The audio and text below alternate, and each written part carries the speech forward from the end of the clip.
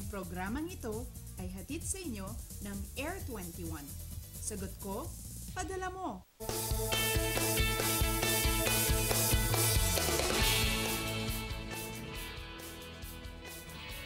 Good morning, Pilipinas! First Friday of the month. Magpasalamat po tayo sa lahat ng mga biyaya na ibinibigay sa atin araw-araw. Hindi dahil sa mga material na bagay, kundi dahil sa masayang buhay. Alam nyo, kahit minsan nakakaramdam po tayo ng pagod sa trabaho o kaya naman sa pag-aaral, isipin natin kung gaano pa rin tayo kaswerte at kung gaano tayo ka-blessed. In everything we do, let us not forget to acknowledge the Lord. Rise and shine mga kababayan, live mula sa Pag-asa Weather and Forecasting Center. Ito ang Panahon TV na mula Lunes hanggang Linggo, una maghatid sa inyo ng pinakabagong ulat panahon. Papanay kami via online streaming sa www.ptv.ph. Kasama niyo po ngayong Friday morning, March 6, 2015. Ako po ang inyong weather lover, Amor La Rosa. At mga kababayan, sa ating anunsyo ay pinagbibigay alam po sa publiko ang tungkol dito sa gagawing road repair and reblocking sa ilang mga lansangan dito po yan sa Metro Manila. Isasagawa ang nasabing activity mula po yan mamayang gabi 10 p.m.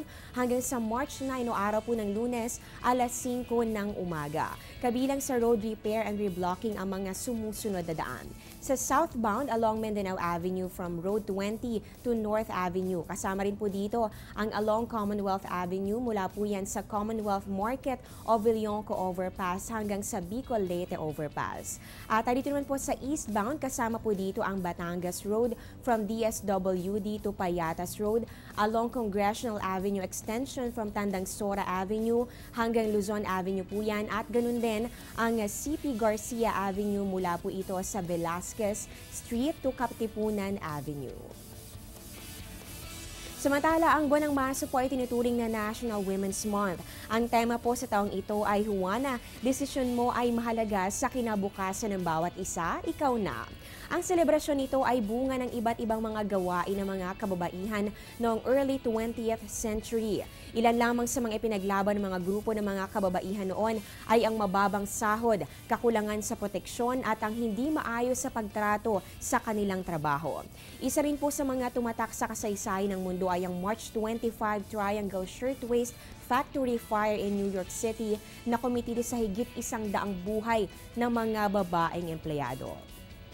At kaugnay po nito, dito naman po sa Pilipinas sa pangunguna ng Philippine Commission on Women magkakaroon ng 2015 Women's Month Photo Contest. Ang mga photo sa isa-submit ay dapat nagpapakita ng halaga ng bahaging ginagampanan ng mga kababaihan pagdating po ito sa leadership, power, and decision-making.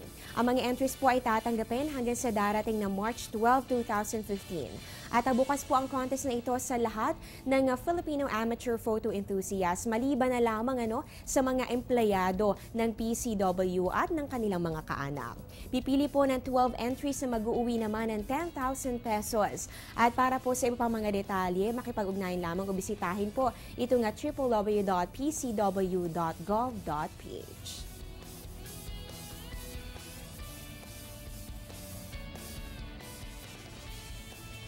Ngayon po alamin na po natin anong oras kaya sisikat si Haring Araw.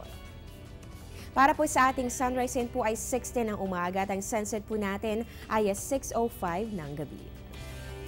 Sa ating moonrise po ay 5:45 p.m. at ang moonset po natin ay 6:14 ng umaga. At para po sa ating face of the moon, inaasahan pa rin po natin ang pagpapakita ng full moon sa ating kalangitan. Ibig sabihin po nito ay halos ang buong bahagi ng buwan ay nakakatanggap ng liwanag mula po yan sa ating araw. Nangyayari rin po ang phase ito kapag ang buwan ay nasa opposite side ng araw at ng mundo, ayan po ay nasa gitna. So ngayong araw na ito ng Biyernes, inaasahan po natin na 100% illuminated ang ating buwan.